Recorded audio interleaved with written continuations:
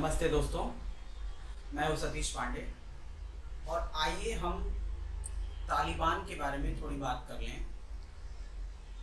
कहा जा रहा है कि तालिबान दुनिया को एक मैसेज दे रहा है कि वो इस बार जो अफ़गानिस्तान की हुकूमत में आया है वो एक अच्छी सरकार चला के दिखाएगा।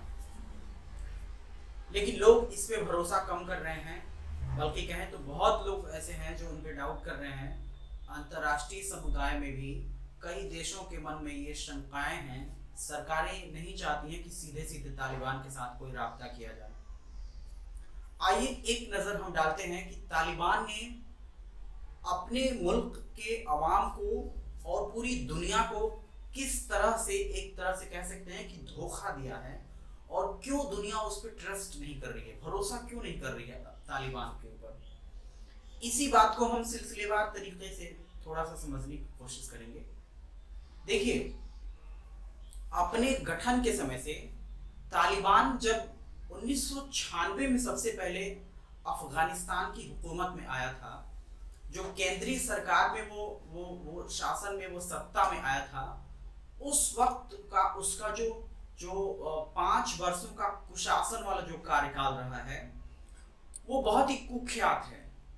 पूरी दुनिया इस बात को जानती है कि वो सजा के तौर पे लोगों को सीधे कोड़े मारने का हुक्म देते थे। अगर कोई चोरी करता था तो उसके हाथ काट लिए जाते थे। अगर कोई व्यभिचार करते हुए या फिर समलैंगिक रिश्तों में अगर कोई संबंध बनाते हुए पकड़ा जाता था, तो एक ऐसा एग्जाम्पल है कि वो उसको गधे पर बैठा करके और पूरे शहर के चक्कर लगवाते थे और उसको बहुत इस तरह की कड़ी सजा देते थे। उसका मुंह कालिख से पोत देते थे। और इसके साथ साथ वो औरतों के साथ तो ऐसी ज्यादती करते थे वो कि औरतें घर से बाहर अकेले नहीं निकल सकती हैं। और बताइए, इस सोसाइटी में आज हम 21वीं शताब्दी में जी रहे हैं, 21वीं शताब्दी में जी रहे हैं। ऐसे समय में जो दुनिया इतनी तेज आगे की तरफ बढ़ रही है, दुनिया में इंटरनेट का आविष्कार इतना बढ़ा है, जो व्यक्तिवाद है वो हर व्यक्ति चाहता है कि वो अपने लिए वो कुछ न कुछ कमाई करे, कुछ न कुछ रोजगार उसे मिले, कोई न कोई वो काम धंधे से जुड़ा रहे। ऐसे में महिलाओं को भी पूरा हक है कि वो घर की चारदीवारी से बाहर आकर के और एक अपना बिजनेस अगर वो कर सकती हैं तो करें। इसके लिए उन्हें तालीम की ज़रूरत है। तालिबान इस पे भी बहुत सारी पाबंदियां लगा रहा है और ये लगाता रहा है थ्रू आउट, ये शुरू से ही ऐसा करता रहा है। 10 साल या उससे ज़्यादा 10 साल से ज़्यादा उम्र की जो खवातीन, जो जो जो लड़कियां हैं, वो घर से बाहर अगर आती हैं तो उनके साथ उनके घर का कोई ना कोई एक पुरुष गार्जियन की ज़रूरत है। ये कंपलसरी कर दिया गया है।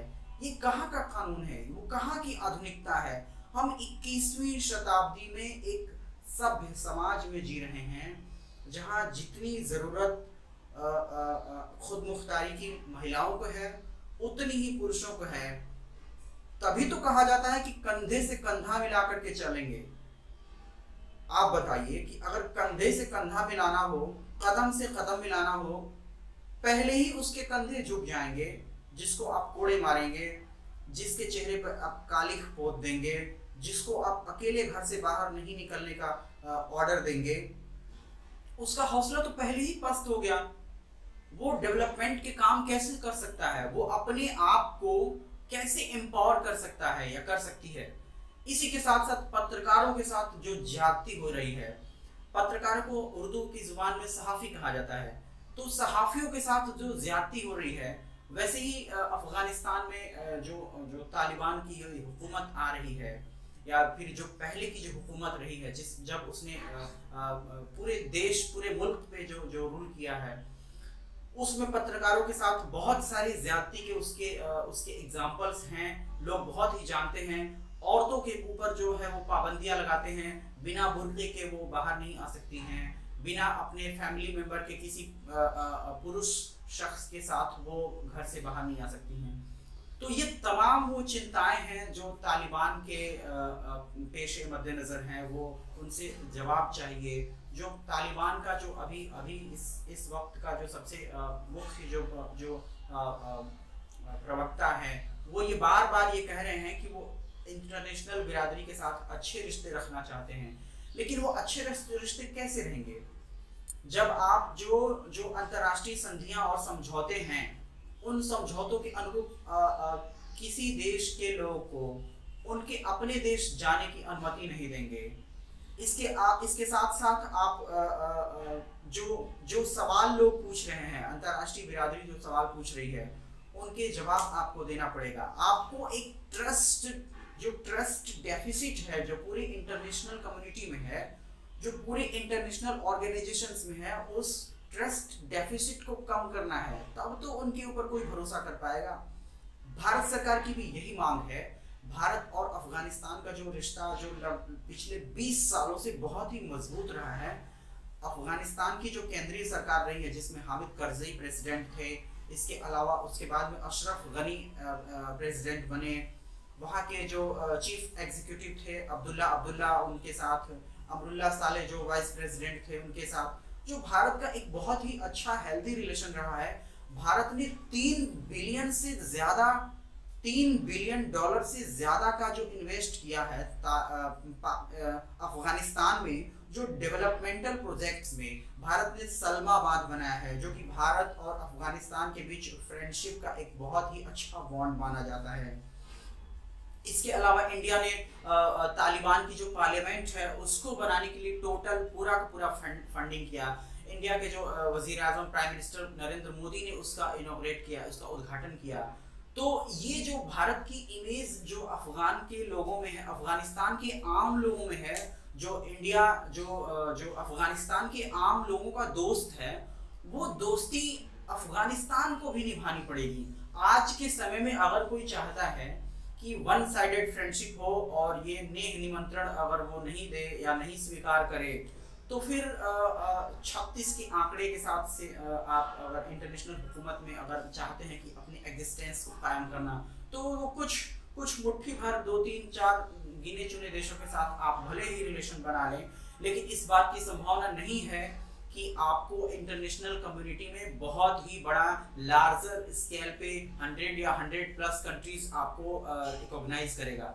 इसके अलावा अगर हम थोड़ी सी बात करें अफगानिस्तान के हुकूमत को कौन मान्यता दे रहा है, कौन एक्सेप्ट कर रहा है कि हाँ अफगानिस्तान की जो सरकार है वो सही है, तो सबसे बड़ा वो नाम आता है जिसने अफगानिस्तान के तालिबान की जो बुनियाद रखने में जो सबसे बड़ा रोल अदा किया था, वो है पाकिस्तान। जी हाँ, पाकिस्तान ही वो मुल्क है जो सबसे पहले अपने देश के मदरसों में, जी हाँ मदरसों में कुछ अफगान लोगों को तालीम के नाम पर इस तरह की ट्रेनिंग देता रहा है कि जो अपने मुल्क में जाकर के खुद मुख्तारी के नाम पर, आज़ादी के नाम पर वो इस तरह की एक्ट्स करें जो वहाँ की सरकार को अस्थिर करने का, डगमगाने का और हटाने का एक जरिया बना है।